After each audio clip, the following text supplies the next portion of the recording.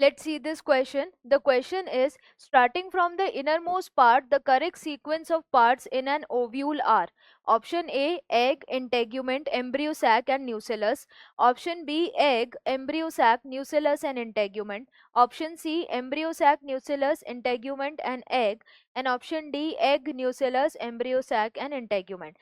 तो इस क्वेश्चन में यहाँ पर जो कॉन्सेप्ट अप्लाई होगा वो कौन सा कॉन्सेप्ट अप्लाई होगा? Structure of ovule, structure of ovule.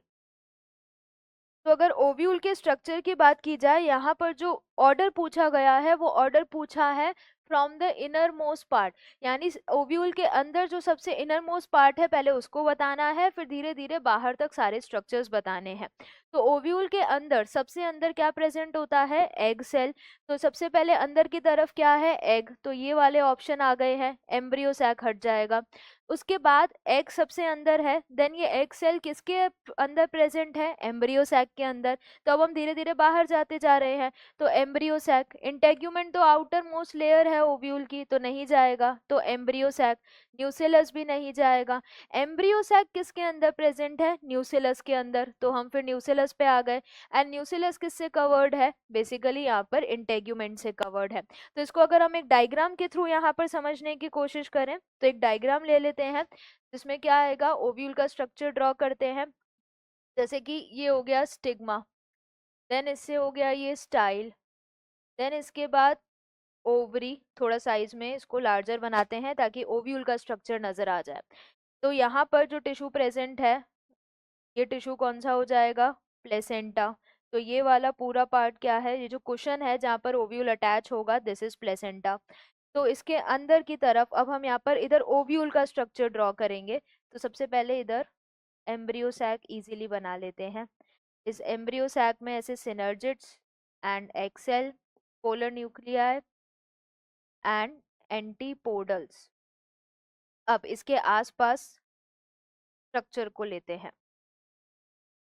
ये इंटेग्यूमेंट्स 1 और 2, इसी तरीके से 2 इंटेग्यूमेंट्स यहाँ पर ड्रॉ करते हैं। ये एक इंटेग्यूमेंट और ये दूसरी, और यहाँ पर भी एक इंटेग्यूमेंट और एक ये वाला ट्यूनिकल से अटैच्ड, ऐसा। अब हम बात करें इस पूरे स्ट्रक्चर के बारे में, तो इसमें यहाँ पर क्या क्या प्रेजेंट है हमें उस लेबलिंग को देखना है। तो इस लेबलिंग की अगर बात की जाए तो ये क्या हो जाएगा? Egg cell.